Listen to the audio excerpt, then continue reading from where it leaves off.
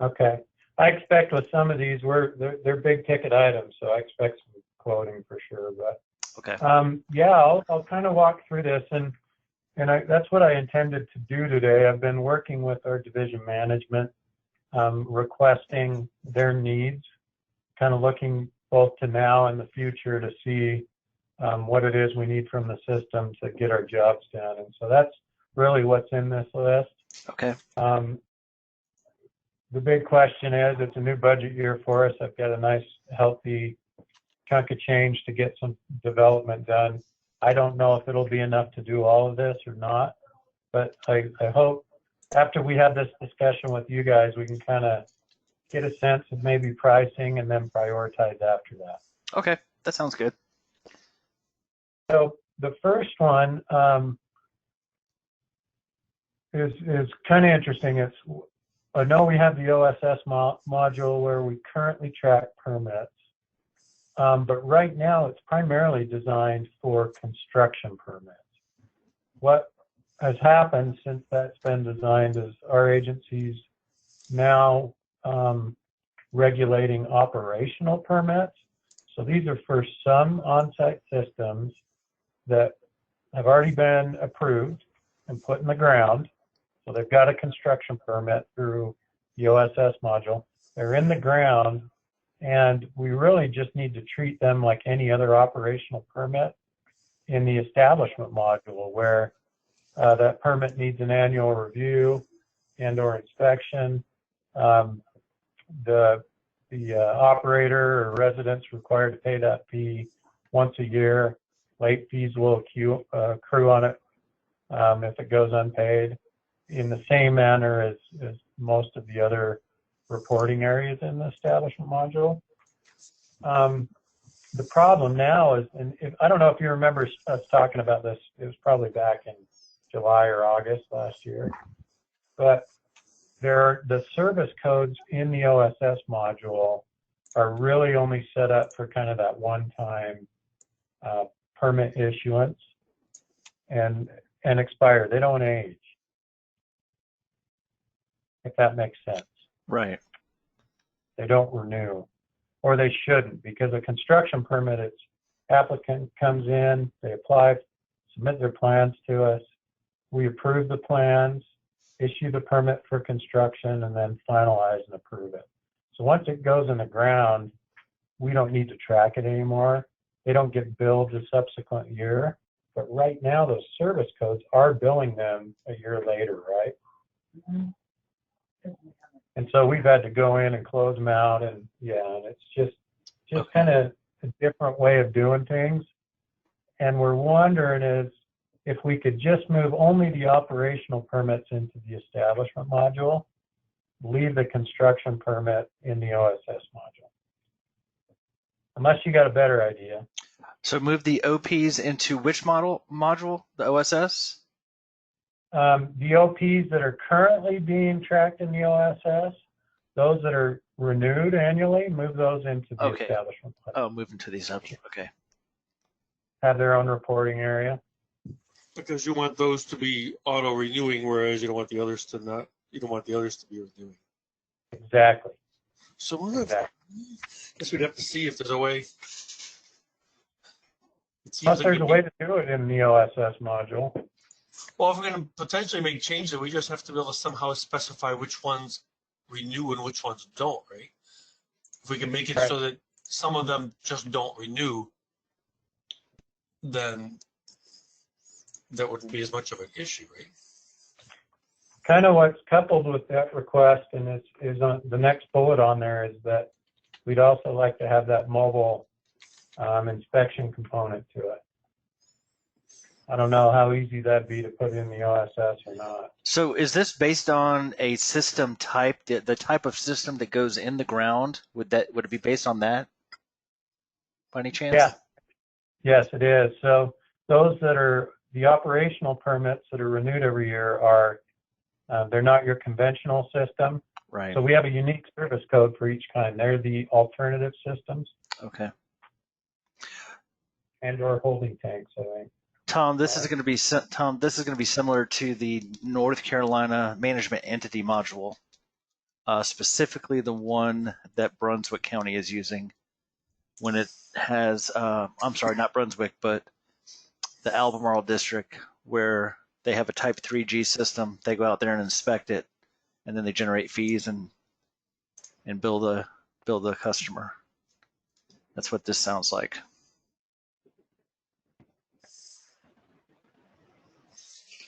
So maybe we can look to that for suggestions for this.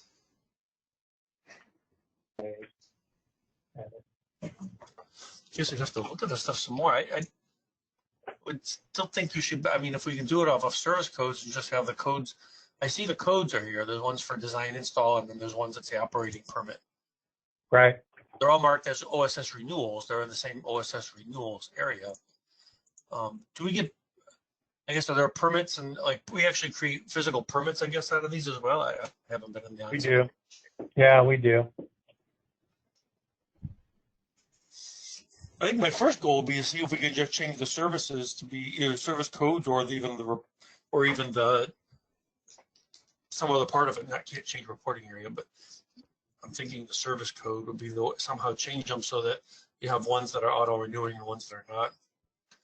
That way, they just wouldn't be. That way they just wouldn't get renewed. If we could just separate them there, then that would seem like it would be easier to do.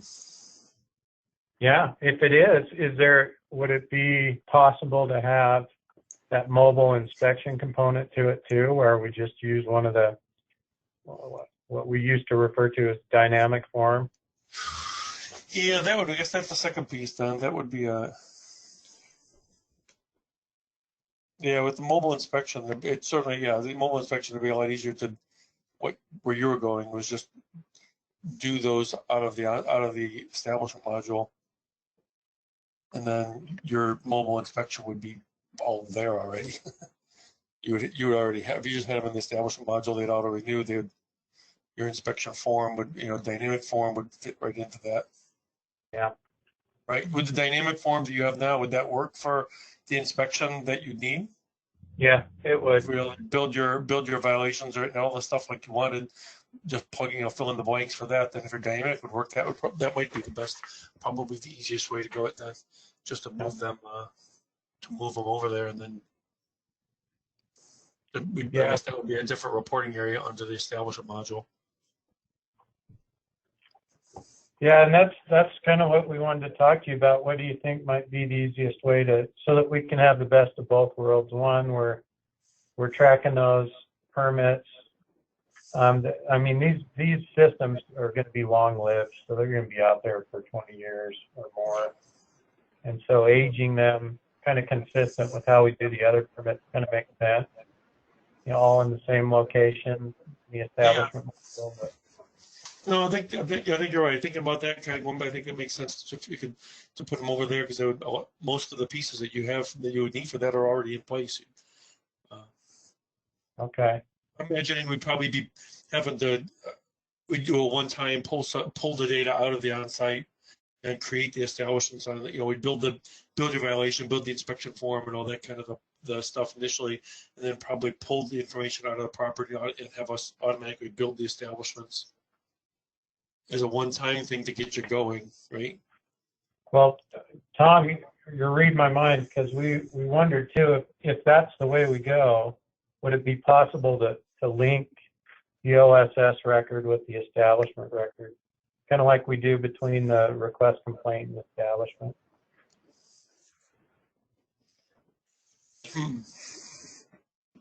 Just so that would allow us to kind of tie history together where, in one system, we've got the construction permit, we've got the property applicant information, and then in the other, we've got, so the OSS would be the history of the installation and construction of the system. And then just the operational permit would be in the establishment module with some connection to the two, so we have a reference. Yeah, no, that would be okay. But the establishment record that wouldn't be there yet. Would need to be created, and so we would probably auto create those for you the first time just find all the ones that have the operational permits going and create an establishment for every one of them so that you kind of have a jump start on them. Otherwise, you'd be creating them by hand. That wouldn't be fun. Well, that would be helpful. Pick you up on that. I don't know. Well, unless I'm just usual. I'm thinking that I don't think I'd want to be sitting. I'd be the guy sitting in my office for a day, a whole straight day, copying and pasting addresses from one page to the other. I agreed. I'm glad you're sensitive to that. Well, whereas we can, and the usual, that's not too much of a work for us to be able to auto do to script them in. So it's make it as easy as we can. So, okay, well that makes sense then. Okay, well, so you have on your edit screen drop down field. That should be that's for the link to. That would be under that new on-site operating permit reporting area in the establishment module. So there's just some things like inspection interval, establishment type, and we can give you all detail. Right. Okay, yeah, that's no problem then. Yeah, that's easy. Okay, our program staff have already kind of conceptualized what they would need in those drop downs, but I told them let's hold off till we talk to you guys, see if that's the best way to go with it. Yeah, no, that sounds good.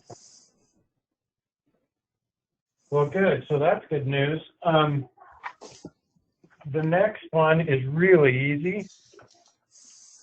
The pre-demolition certificate in the certification module.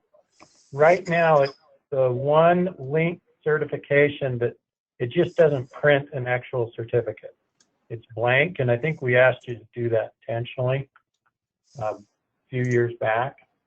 What we would like that to do is basically print in the same manner as some of the other certifications, like the registered pool operator in the swimming pool reporting area, the certified food manager in the food reporting area. So everything else is fine. We don't need to change the reporting area. We don't need to change the service codes. They're all working fine within that structure. We just need it to print. Okay. And if you want to mock up certification, we can put that together too. Yeah, I think we probably need that. Okay. We'll do a mock. Yeah, it comes up blank. We just need to. It comes up blank. We just need to include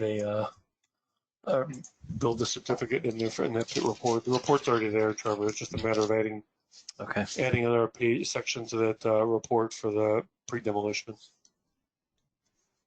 Yeah, what we've changed there to just give you a little background is we used to do a photo generated wallet ID for these, and it's just not necessary anymore. It's kind of labor intensive. Really all they need is that printed certificate. They can even, Riley had a great idea. They can take a picture of it on their phone and keep it with them. I mean, we don't need to generate a wallet-sized certificate. So we're going to move from that freedom like we do the other certifications if we can. Okay. Would is the certificate similar looking to what any of the other certificates are? Yeah, almost identical. Well, that should make it pretty easy then.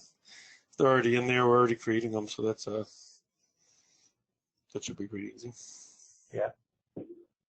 Yeah, I think it's a certification. Anyway, we'll give you a mock-up just to be clear about that. Okay. And then the other two reporting areas, I know you've done these for us recently.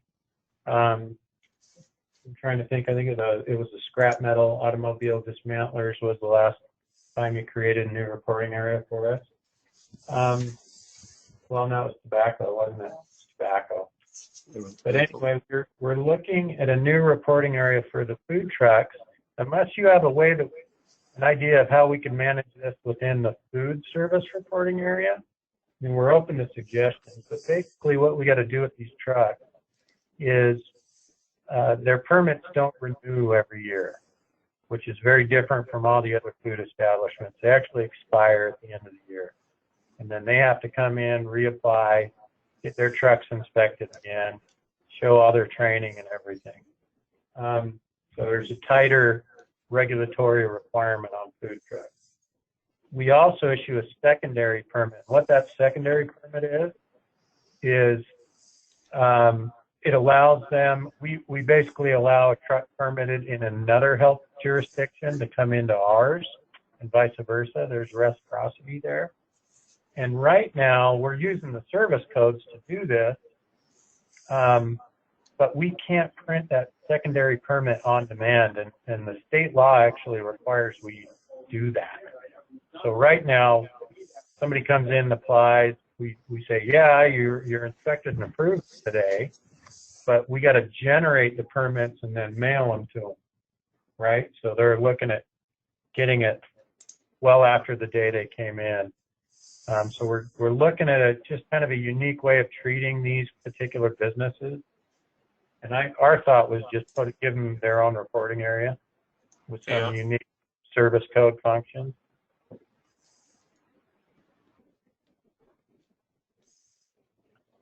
Yeah, that makes sense.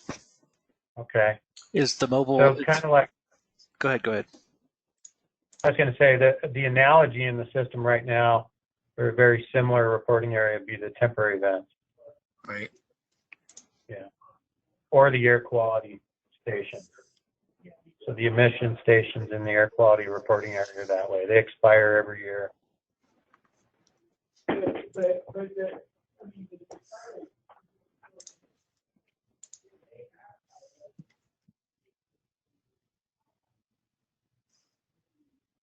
Well, silent. Does that seem feasible? Yeah, that's feasible. Yeah. That's what a new reporting area, I think, would be the way to go. And good to see. Okay, and we'll, if this is, I guess if we all agree on taking these avenues for the development, we will, as with the other requests, we'll get you a mocked up. We'll do formal requests for one. We'll use the CDP request development form. And then we'll do a mock-up version of those add and edit screen and the permits, right? And the permits. And we'll get those to you. Kind of formalize that request. That would be great. And then same with temporary body art. So here's kind of the issue we're running into with temporary body art. The temporary event reporting area in the system now is really specific to food service. So all the violations that are tied to that reporting area and the permits and everything are very specific to food service. If we tried to wrap in body art in there, I can only imagine the even longer list of violations on the mobile app that inspectors, it'd just be kind of a nightmare. I don't know how we could easily do that, including a unique printing of the permit.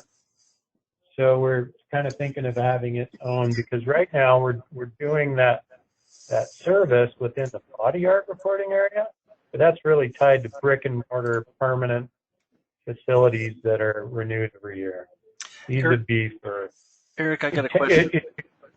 Sure, go ahead. When these temporary body arts, like what you just mentioned, when you issue permits to, I guess, body art establishments, are you issuing the person or are you issuing the building? We are issuing, with temporary, it goes to the operator, to the person.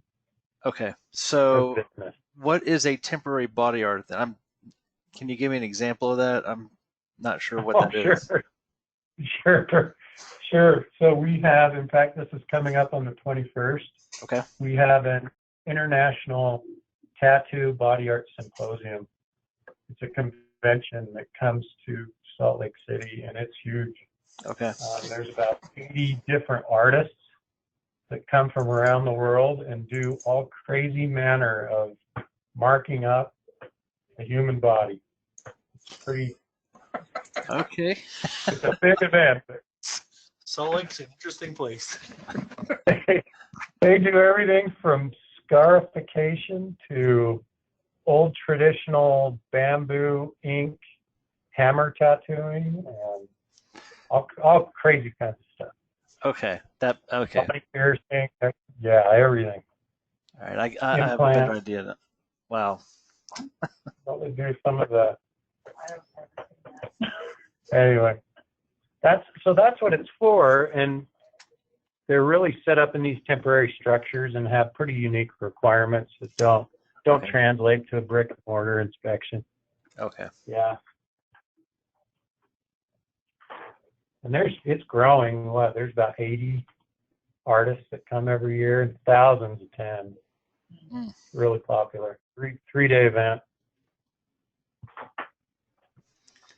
Okay. Well, if that seems like, to me, those seem like not really giant development requests, but I'll rely on your assessment of that. Nothing I see looks like it's huge. No. No.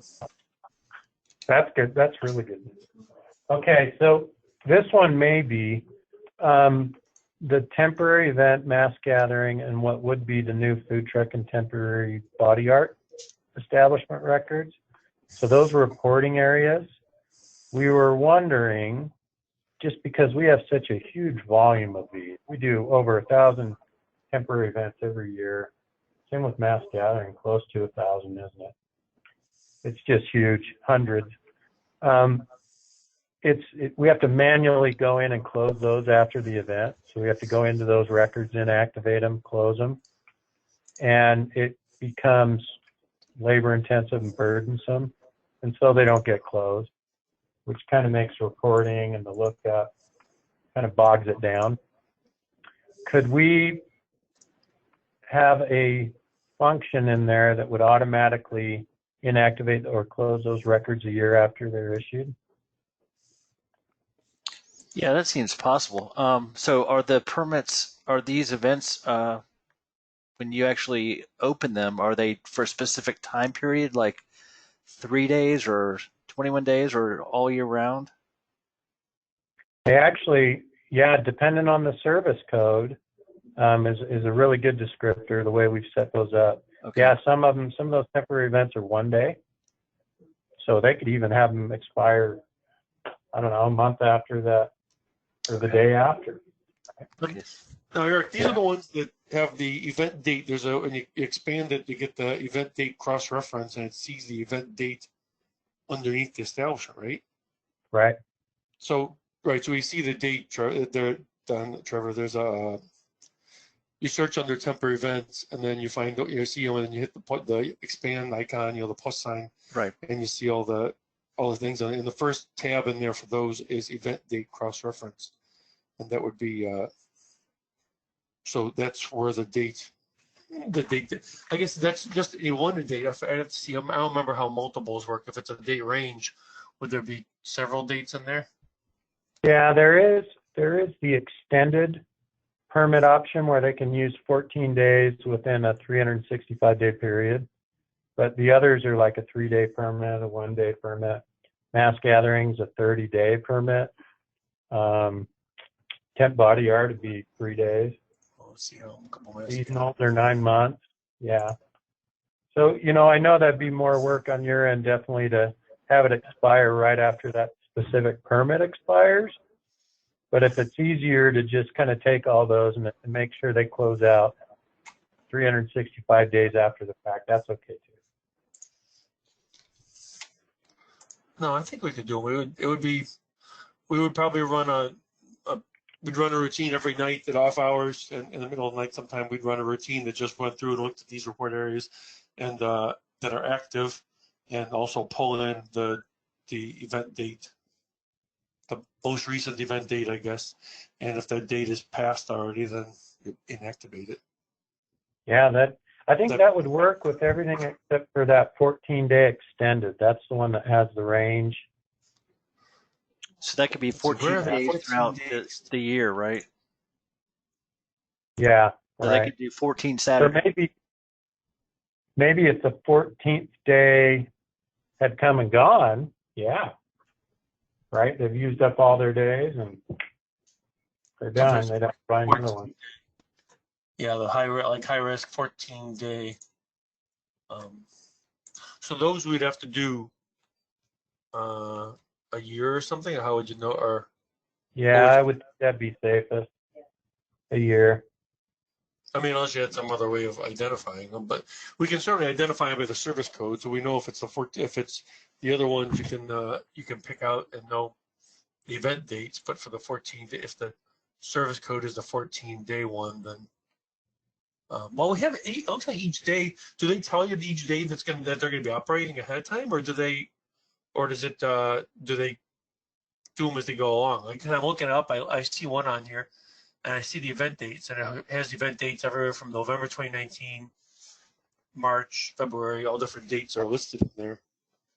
Yeah, we're pretty flexible with them, so we'll allow them to, they can come in, they may not know all the events they're going to do in a year. So they may start off with 4 and then but they do have to come in before the event and get their permit printed so that it's legitimate. But yeah, they may come in staggered throughout the year. Oh, and let you know new ones. Okay, we're gonna do this one, and yeah.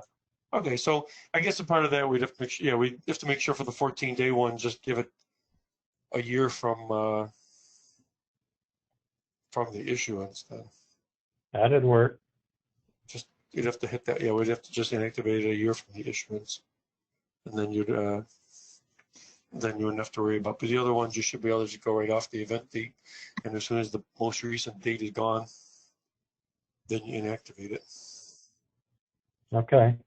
Well, what we could do, well, sorry, go ahead, Bradley. Would it be a year from the day they apply or the day effective?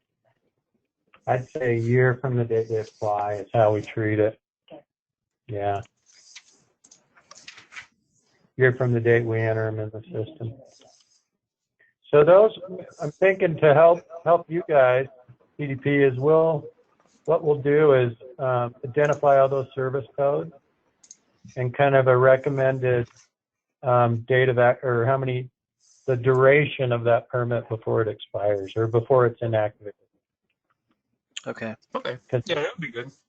The seasonal, you'll see there's some seasonal service codes. Those are 9 months, which isn't intuitive just within the service code itself. But we'll spell that all out for you. Okay. As we're going through all these, I'm thinking dollars. So I know we won't be there today, but this other one, so we've got 2 others that maybe we could tie together, the CTO CTEs and the threat level assessment. So what we're looking at is in the request complaint record, a CTO is a closed to occupancy order. It's a closure order on usually a home or residence or dwelling. A CTE is our chemically contaminated properties reporting area. That's where we close the property for usually contamination by methamphetamine. What we'd like to do is have some sort of identifying field in the request complaint records where if a property is issued a CTO, we just have a little checkbox or a CTE, and then that'll help us track what properties have that standing order on them, which ones have been, so if it's a CTE, we can track, okay, that property's still closed out there, but they haven't moved yet to the chemically contaminated properties permitting process in the establishment module, because once they start cleaning it up, we're going to permit them. Unfortunately, we just have hundreds of these still out in the community that remain closed. And then it's kind of our responsibility to make sure that they're still placards posted on them, and we follow up with the property owners to try and find out their intent. And sometimes they could stay closed for years. Okay. Right now, our staff are going through each record one by one and reading the notes to identify whether or not they have a CTO or a CTE. So it's just labor intensive. We're trying to find an easier way to keep track of them. Right. Well, adding a field shouldn't be that too bad. Okay. The next one's even more concerning. We are seeing a real increase in scary people don't like what we do, unfortunately. And it's not getting any better. I think this is the future of doing business in the world now. What we've been doing, you guys, is we've been running through our district attorney's office and our law enforcement. We're running background checks on people that are of concern or addresses of concern, and they're able to give us a threat assessment for kind of what we need to do. Like, don't even go out to the property unless you have law enforcement with you, or take two people, or there's no history or concern with this individual or this address. What we're looking at is like a level 1 through 4 identifier for all the establishment complaint records. Kind of open at what that looks like, maybe even the color code. And then some fields where we can select the threat level and maybe add some comments. Because what we'd like to do, I mean, it is scary, but I got a long list. We have a long list of properties and people that we need to be aware of, and we have new employees come on every year and may not be aware of the history with some of these properties, and we don't want them going out blind. Right. Because there's just so many of them. We got literally thousands of records. We just want to give them a tool that they can be a little more prepared when they go out. So when you say 1 through 4, regardless, like high, like let's just say, would there be like a green would mean 1, which is like no threat, maybe a yellow for a medium, or not even medium, but a low threat, a yellow, maybe an orange for a medium, and then a red for a high. Is that the type of color? Yeah, exactly. And in fact, that pairs up with the identified threat level. And then what we do, we have a categorical response that will send out staff an email or whatever text that usually will send a picture of the individual and then say, here's the instructions. If you encounter this person or talk to them on the phone, this is what you need to do. It's all that is tied to that level. Okay.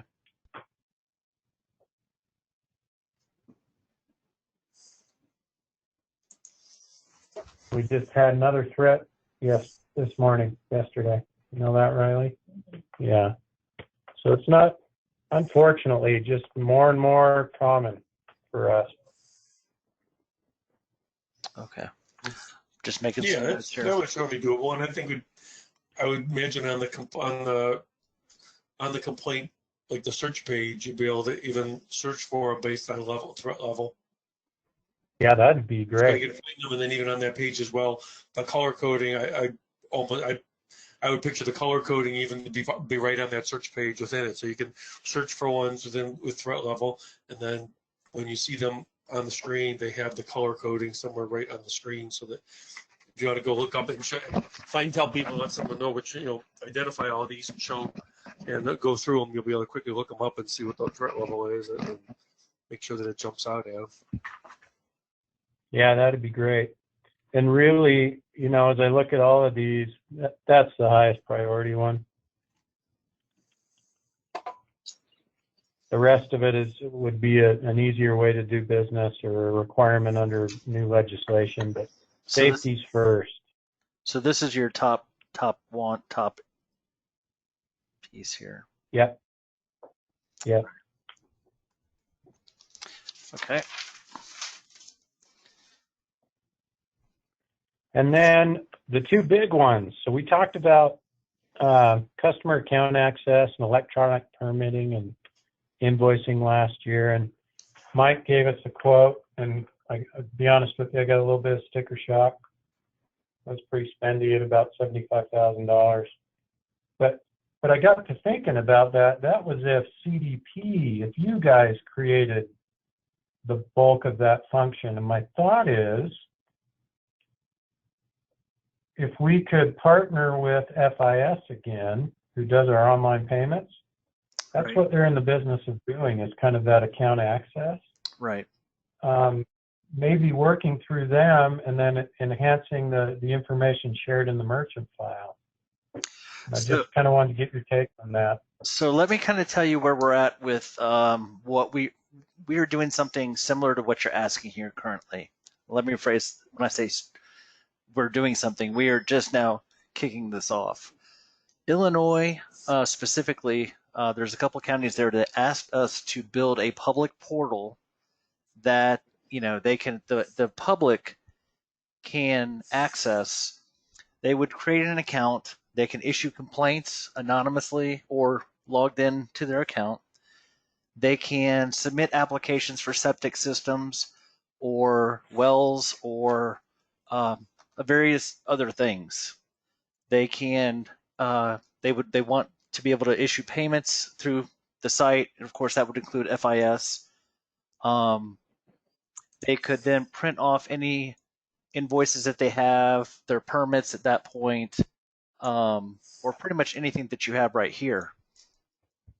That is actually in the works right now. We are currently building that.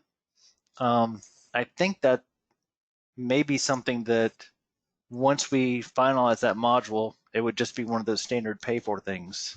Like here's the module, here's what we have. Really? What's the timeline for that? We have well, we're going to release what we call a beta module for Peoria, Illinois. That is going to happen on March 31st. So that they're going to basically go in and, as beta testers, see how all this works, what they like, what works where, and then give us feedback on that. We will then include that feedback and maybe a couple of other, let me see if I've got the documentation here.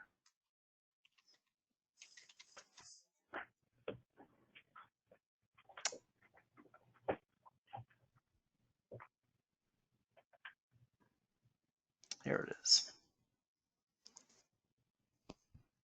Okay, so here are some of the pieces that we're going to have. I don't know if you can read that. Let me make it a little bit bigger here. Yeah, we're good. Okay, so here's the pieces that we've been asked to have so far. We want to add to this. These are the pieces that are going to be ready by March 31st of this year. And then we're going to identify the part where the online payments, that's going to be in version 1 or version 1.1.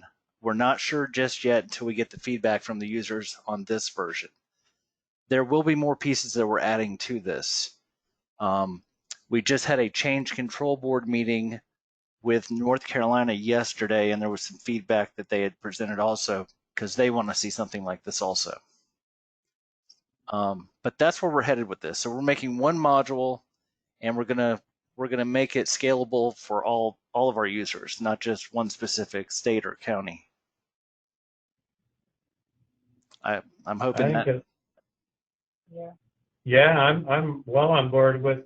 So my question, when you get down to item 5 and 6, line 5 and 6, would that application be expanded to be beyond those, say, the OSS function? So for any reporting area, they could submit an application online? Yeah, absolutely. These were just the first things that we thought of in general. And as we present this to all the different clients that we have, I'm getting a lot of feedback for pieces that they would like to see in it. So that's why we're stepping back, and we're gonna definitely get the foundation completed now. We started this at the beginning of the year, and really all our main developer doing it, he's just putting in the security at this point.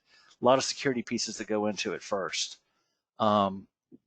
So I'm thinking that we're going to have a pretty decent running version with all of this, probably the late part of the second quarter, early third quarter. In addition to that, we could have other functionality expanded into this also by the time September, October arrives. This is great. Okay. This is even maybe a little bit more than what we were asking for, especially with the online applications. So can I ask about the service request a little bit? So is the idea that the client can request that service through the account? They could do that, or they could, we call server, yeah, it could be the client, it could be let's say I rent or I have a piece of property that I live on, and I don't own the property, I'm renting the property, but the septic system's going bad. I could then request service for it, even though I'm not the owner. Or even if there's a mosquito issue, a mosquito problem somewhere, vector control kind of stuff. Yeah, Pretty much anything that's service related. that's great. I mean, right now we have online complaint options on our health department public website. But Right. this would just be another tool that people could use. Right.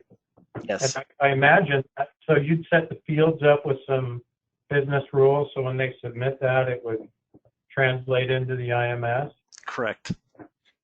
Well, it would We talked about it. initially it would probably feed into a separate database. We didn't want the public or anybody on the outside to be able to directly go right into the IMS page, without a county's authorization or without a county's review of the information. You don't want anybody in the public just pounding in complaints right into your system unnecessarily in there. So the idea is that they submit all the information, all the necessary fields and complaints and all that information in, and then the county has the ability then to pull up web pages and review. These are all the submitted information that came in from the public, Right. and then you click on each one and say, okay, well, import this one into the system, import this one, or do a mass block, be able to gather them and say, bring all these in, and it automatically then just bring all the data into your system then for you to begin work on.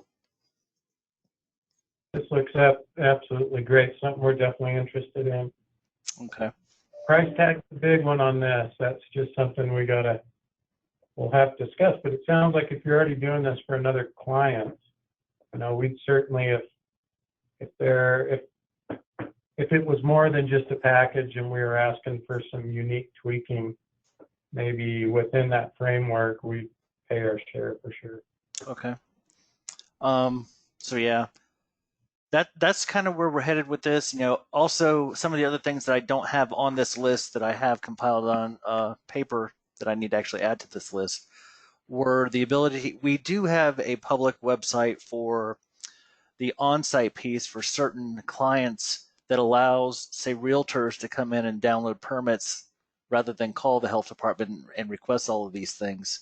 So we're going to add that piece into this also. And as you see here, the ability to add images, documents, etc., to the specific account. So if they were, applying for a septic system and they needed to attach their site drawing, they could do it from here also. And then, like Tom said, everything goes into like a temporary table, so to speak, on a database, and then you guys review it and say, okay, we're gonna approve this one, and this one, and that then is created in the web system that you're currently using. Okay. So just a couple questions, whether or not you've considered this when you're looking into the security access or security for creating an account. One thing that we talked about internally and I thought about was we need to make sure that an owner doesn't sell their permit inappropriately. So meaning we have an owner of record, they sell their business, including the username and password to their old permit, right? Right. So what we thought is that there were a control, a business rule that would, anytime there's a change to the owner information, the owner name, that it would flag that record and not allow them to make the change till they contacted us. Okay. I know that we had discussed any of the documents that are reviewable, or if you pull them down, there would be something like a watermark on it to identify it that it's not the original copy, but it's, you know what I'm saying, something like that. Yeah. Yeah. I know that way they couldn't make changes to it or something like that. Wow, this is exciting. Thanks for sharing that. And the timeline, our goal was to have something in place 2020. So we're aligning. Good. Well, yeah, it seems like everybody's wanting something like this. Everyone we talk to, it seems to be going this route. So just made sense to start expanding on it and pushing it out everywhere. Okay. All right. So if there's a cost sharing opportunity, I know that's probably more Mike's around. For the most let part, him know yeah. we're willing to consider that Okay. for sure. Okay, and then we did talk about GIS data file and sharing that information between systems last year. We're still very much interested in that. And I may have some additional financial support to complete that development request that I'm working on. But right now, I think what I've done with our staff in-house is we have identified the fields from the establishment and request complaint modules that we would like to share in that file. So when the time comes and we'll submit all that detail to you. Okay. But we're kind of looking at a calendared sharing information where, you know, for example, FIS is what, 2 a.m. every night, that merchant file transfers. We're looking at something similar with this, though daily would be ideal. It's not necessary. Weekly would be okay. Really, even monthly for our purposes. And I don't know if that really matters once you've developed it, if it's daily or monthly. I think we would probably, Tom, correct me if I'm wrong, just put that on an operational task, you know, to be run whenever they want, either monthly, weekly, daily. Right. Okay. So yeah, it would pretty much whatever you wanted to do. Kind of the driving factor behind this one is we've got to enhance our ability to respond to public health emergencies and outbreaks. So we got to look at trends and head them off before they happen. That's kind of the goal here, is a little more real-time reporting with that spatial analysis. Right. That visual really is, you know, the system you guys built for us has created a gold mine of data that we just haven't fully utilized yet. Right. And to put this into a geospatial analysis is just going to, I think, blow most of our minds here with how valuable all this data is. Well, give us new ideas. So good. Okay. Last one that isn't on there, Riley and I talked about just before our meeting. We have, and it might be helpful to pull up the IMS module or the IMS system. We have, let's see here. We've got a handful of records in the establishment module that for whatever reason they're still active, but the renewal has dropped off. So we'll find these handful of establishments that have been open for 3 years, but they never got a bill or a permit, right? Tom, so they're getting inspected and everything, but for whatever reason that the aging has dropped on those records. There's not very many of them. Tom, can you share your screen on that? I don't have that. Let me make you a presenter. I thought you had that open. I'm gonna have to cut out here in a minute. I gotta get home. But do you have your web? Pull up your web page. You want me to get? Eric, actually, I don't know if we have to see it. If you can send us a list of which ones you see that are there, we can probably look into them, research what's going on. Yeah, we sure will. Sure will. We could this way. I'm not gonna be able to look into it right here in front of me, anyways. I don't think, but we certainly, if we see what they are, we'll dig into the and see what happened. Usually, it's the renewal is based on previous expiration date, the previous expiration date, and for some reason, years ago, the date was wrong or incorrect or was messed up back then. It never started. It never got renewed again, and then it kind of rolled over on itself. Then year after year, the renewal never continued. So that could be it could be the case, but yeah, either way, we can if you give us a list of ones that we see and a list of some of them, and then we'll dig into it. And when we find out what's going on, we could possibly look into double check if there's any more of them like that, or try to chase them down. That'd be great. We'll just, if it is appropriate, we'll just do a customer service ticket for it. Yeah, perfect. Okay. And believe me, we understand it might be user error where we inactivated a record during the billing cycle. and then reactivated it, and for whatever reason it didn't pick it up again. I don't know, but we just don't have a way to go back and look at a history of how that record was manipulated to see if it's something we did or if it's something wrong with the record itself. Okay. That was a long list. Thank you. We got a lot accomplished though. That's good. All right. So if there's anything else, Eric, if you guys can think of anything else, just shoot us an email on that. And I will go over this with John tomorrow morning and specifically, show him the priority that you have.